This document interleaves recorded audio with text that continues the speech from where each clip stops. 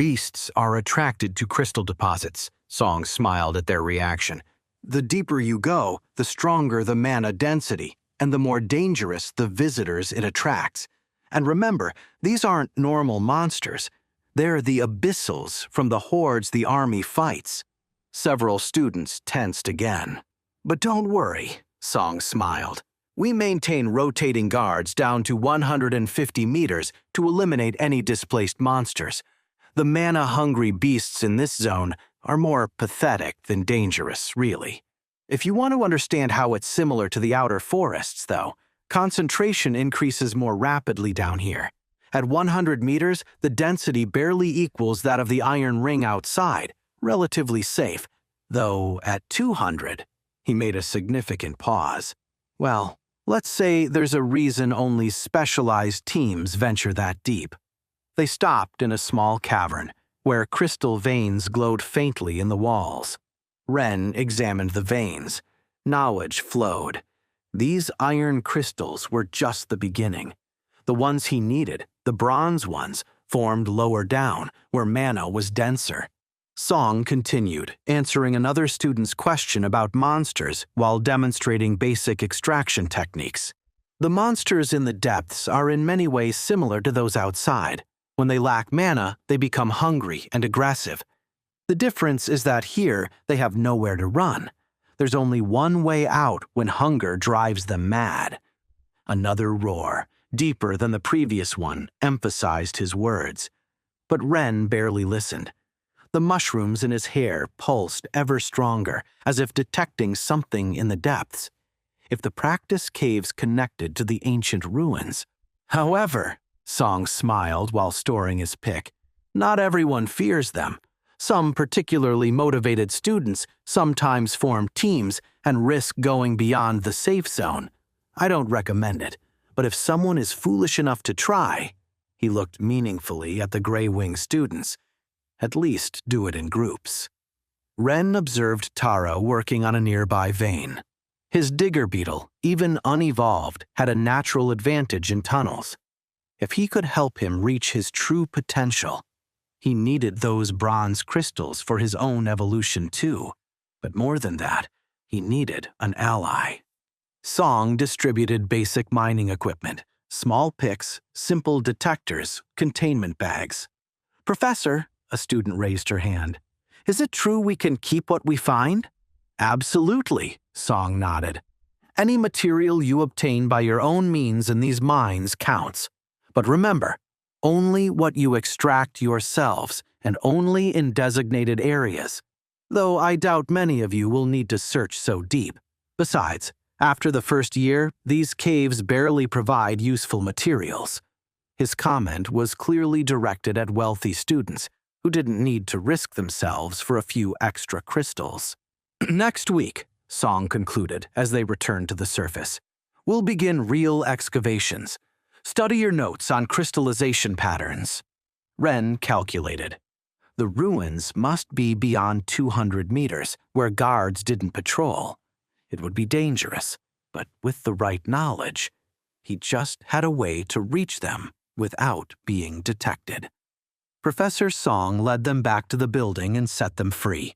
Having finished crystal gathering class, Ren and his companions found themselves in a flow of students heading in different directions. No more classes? Ren asked, confused. Lou! Taro called to their roommate, who was coming down from an upper floor. Where's everyone going? Lou joined them, his night bat barely visible as a shadow on his shoulder. Oh, right. You're new. The day ends early. Early? Min raised an eyebrow. The academy has a particular system. Lou began guiding them through the hallways. After basic classes, students are expected to be proactive. He stopped before some enormous doors. The library doors.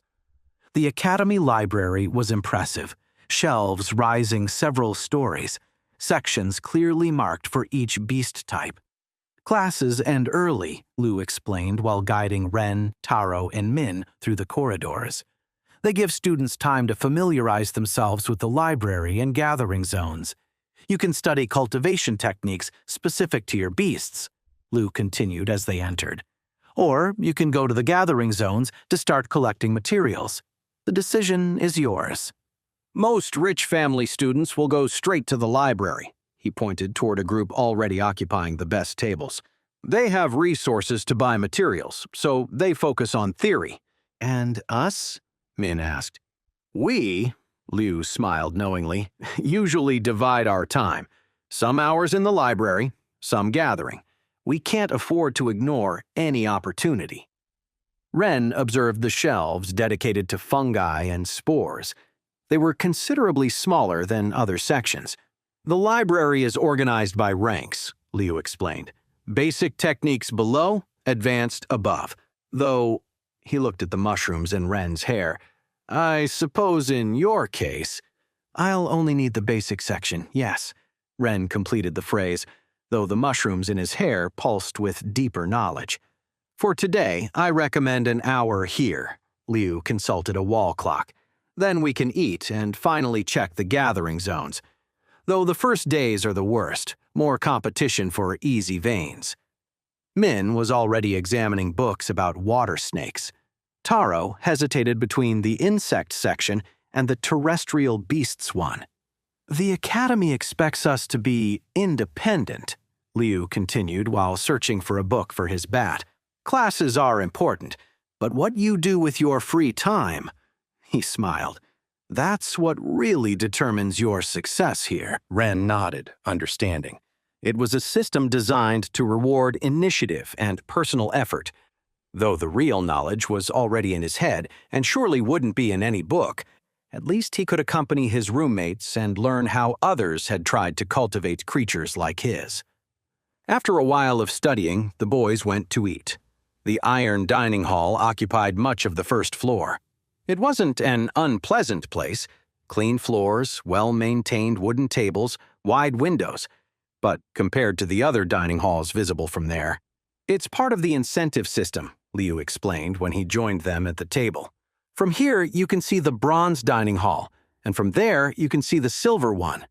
Ren observed his plate. White rice, boiled vegetables, and a small portion of meat. The food was adequate. The ingredients seemed of good quality, but the preparation was deliberately simple.